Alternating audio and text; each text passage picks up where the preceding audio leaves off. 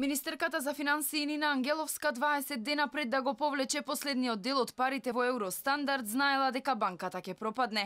Државната комисија за спречување корупција според целосната документација од Министерство за финансии и Народна банка потврди дека постои писмен доказ за средба на Ангеловска со останатите членови на Комитетот за финансиска стабилност на 4 јуни, на која детално се разговарало што се случува со банката.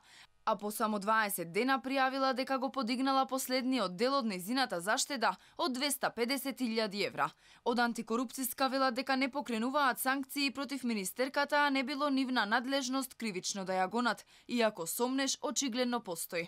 Тука се поставува прашањето дали случајот ќе оди во рацете на јавното обвинителство. Таа имала можност да ги дозна и податоците кои што се поврзани со банката, каде што таа е клиент, а кои што не биле достапни на другите клиенти кои што биле штедачи во таа банка. Ние не утврдуваме кривична одговорност, меѓутоа од етички аспект го покренуваме прашањето на високо ниво. Според председателката на антикорупцијска, членовите на владата и носителите на јавни функции посебно треба да водат сметка за почитување на законот за судирна интереси.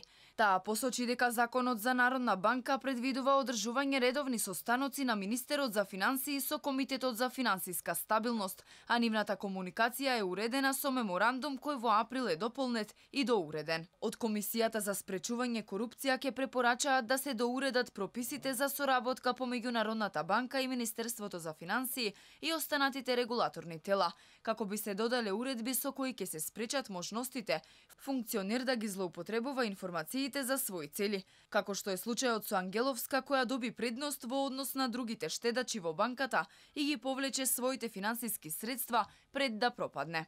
Инаку во периодот откако Ангеловска е министер за финансии, одржани се два состаноци на Комитетот за финансиска стабилност на 19 март и на 30 април, а записниците не упатуваат дека се разговарало за Евростандард банка.